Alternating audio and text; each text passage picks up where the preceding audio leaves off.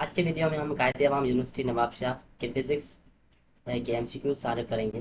तो हमारा पहला एमसीक्यूज है, if distance between two mass is double the force of attraction becomes.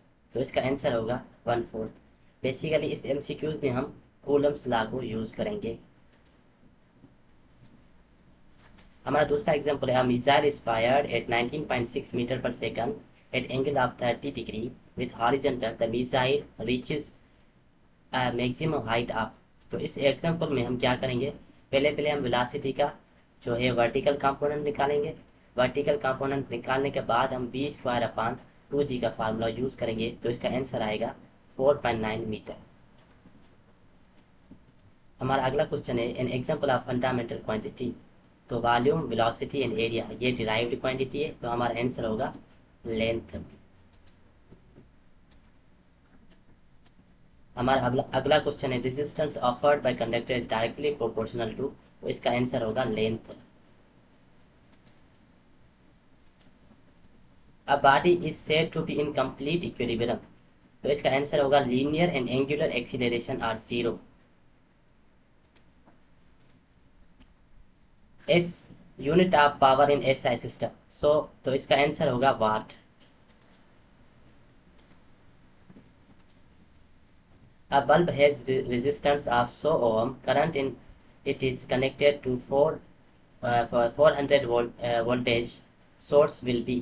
तो बेसिकली हमें रेजिस्टेंस गिवन है और हमें पोटेंशियल डिफरेंस यानी वोल्टेज भी गिवन है। हमें करंट निकालना है, तो इसमें हम ओम्स लॉ यूज़ करेंगे। तो I is equal to voltage upon resistance. तो इसका आंसर होगा 4 ampere. If the magnifying power of a magnifying glass is 6, then its focal length।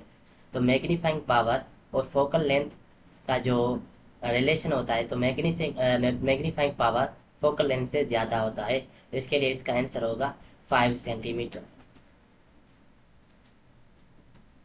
A body start from rest covers 50 meter in 10 seconds। Its acceleration।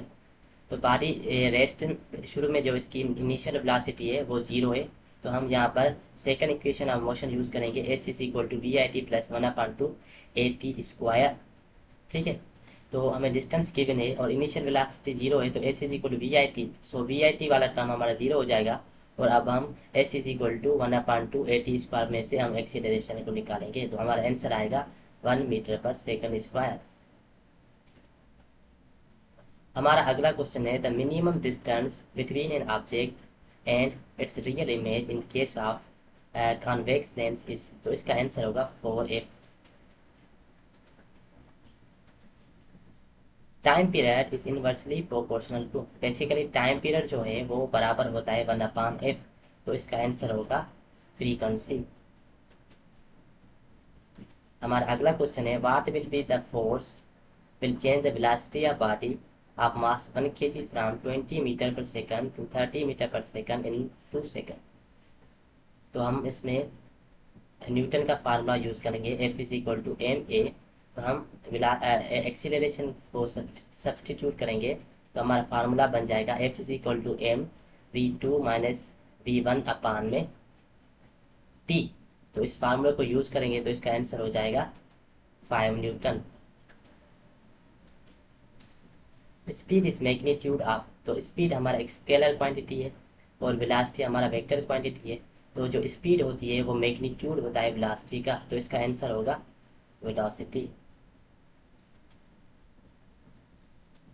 हमारा अगला question है, what will be the range of projectile if its launching at angle of 90 degree. तो हम इसमें formula use करेंगे, v0² sin2θ/g। अगर sin2θ की जगह 90 पुट करेंगे तो sin 180 हो जाएगा और sin 180 जीरो के बराबर होता है। तो हमारा होल फार्मूला जीरो के बराबर हो जाएगा। तो इसका आंसर होगा zero. The common observation that sound can be heard around corner whereas light can not be seen around corner suggest that sound waves. तो जो वेव लेंथ होती है वो साउंड वेव्स की as compare to light wave से ज़्यादा होती है। इस वजह से कॉर्नर में हमें साउंड तो सुनाई देता है मगर हम लाइट को नहीं देख पाते। तो इसका आंसर होगा हमारा अगला क्वेश्चन है, a wheel rotates about fixed axis and slows down from 300 RPM to 60 RPM in 2 second, its angular retardation in radian per second square is. तो हमें डी एक्सीलरेशन यानी रिटार्डेशन कैलकुलेट करनी है। हमें जो है आरपीएम यानी वेलोसिटी गिवन है।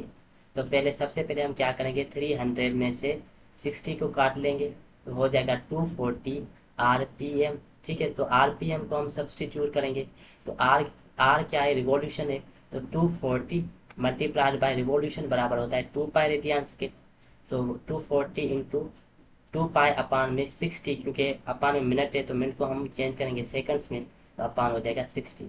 तो 60 को डिवाइड करेंगे, 240 को 60 से डिवाइड करेंगे तो 4 मल्टीप्लाइड बाय 2 पाई, तो आंसर आ जाएगा 8 पाई रेडियन पर सेकंड।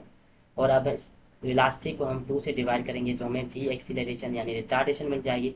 तो इसका आंसर हो जाएगा 4 पाई। हमारा अगला क्वेश्चन है, टिक द करेक्ट रिलेशन। तो करेक्ट रिलेशन क्या होता है, S is equal to R theta. हमारा अगला क्वेश्चन है, distance covered by free falling body in 2 seconds. तो अगेन हम एक फार्मूला यूज करेंगे, S is equal to V I T plus 1/2 GT²।